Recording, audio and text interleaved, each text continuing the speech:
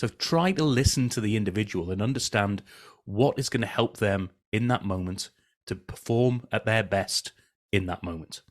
And their best in that moment might not be their very best that they've ever achieved or ever could achieve, but it's as good as you can get out of them, and it's as good as it's good for them at the same time. Hi, and welcome to Helping You Perform. I'm your host, Paul Teasdale. Over a career working with high-performing teams from across the globe, including 7 years working with Formula One team McLaren, I've learned a lot about what it takes to drive results. In this weekly podcast series, I'm going to be bringing you tips, tricks and insights from the world of Formula One that you can apply for your organisation for your own high performance. Enjoy. Hi everybody, and welcome to another episode of Helping You Perform, where I bring tips, tricks, insights and stories from the world of F1 and beyond and help you to apply those learnings to accelerate your own performance. I hope you enjoyed last week's episode, which is episode 50. We've made the 50 mark, which was all about different types of data, qualitative and quantitative data. So what's the difference between the two and how can you use them and how can you use them together for the best insights? This week, I'm going to have a slightly different angle and something that's a personal story to me very recently, but also some things that I've been impacted with not only in my own career, but I've seen through the world of F1 as well.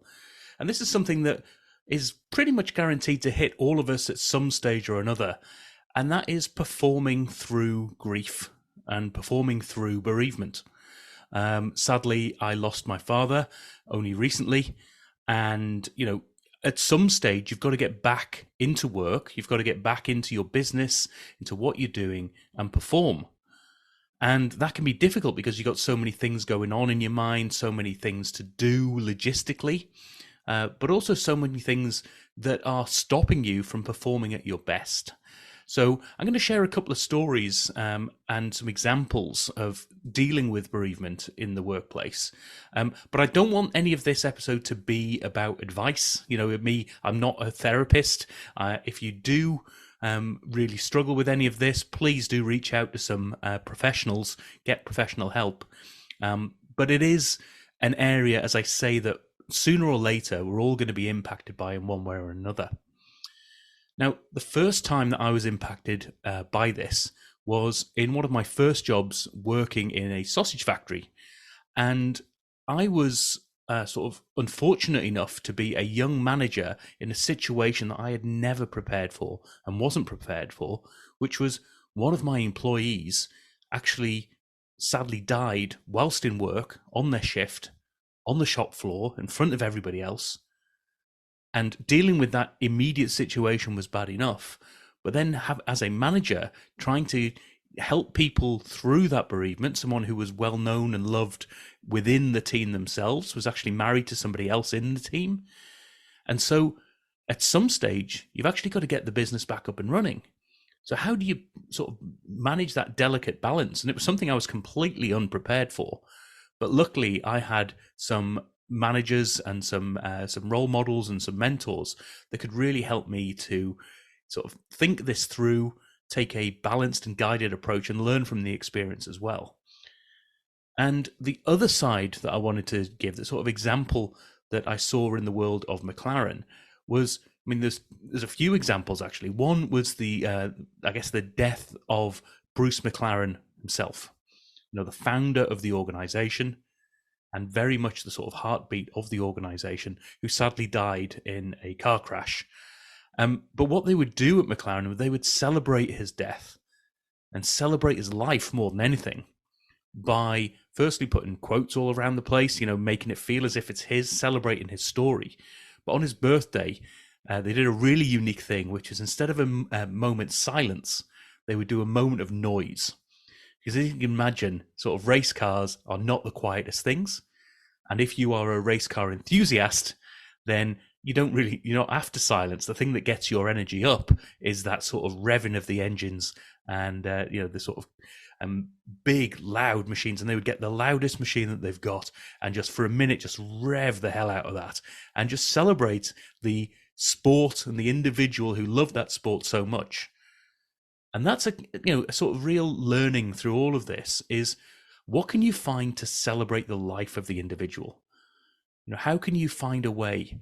And there were a number of other examples at McLaren where sadly people had died either in service or out after retiring from the business. And they would sort of commemorate those individuals with little things on the car.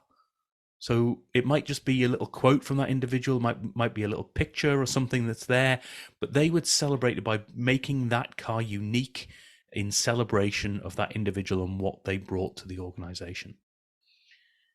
So throughout all of this, and this is a big learning journey for me as I'm going through this process myself, it's about that balance of at some stage you've got to get back to work. In some stage you need to be performing. But you also need a bit of time and space to get things done behind the scenes and to get you in the right headspace.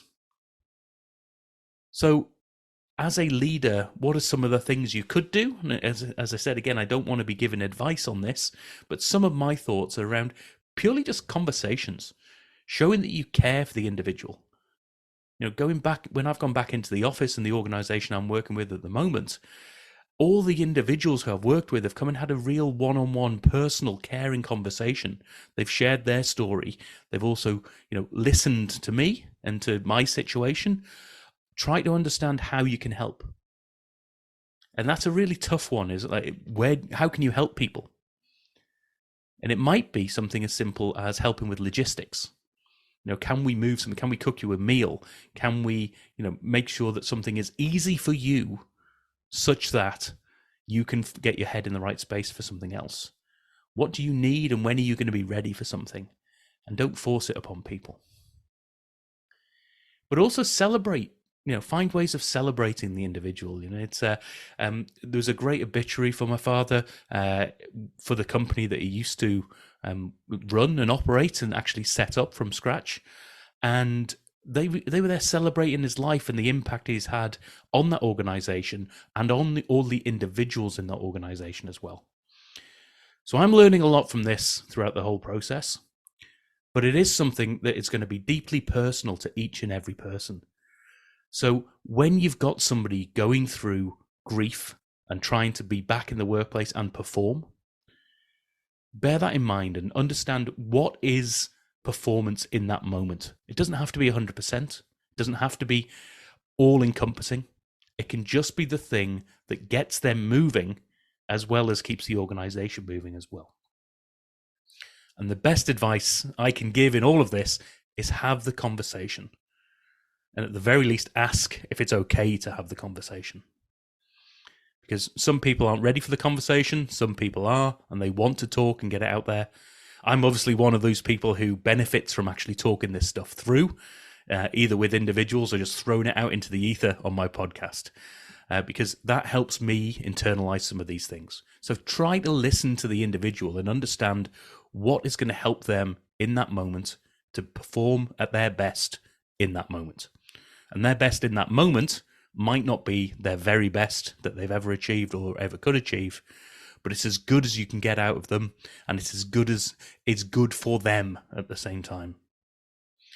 So if you are going through any of this right now, as I say, reach out to me. I'm always willing to have a chat. I'm not a therapist, but I am someone who will listen.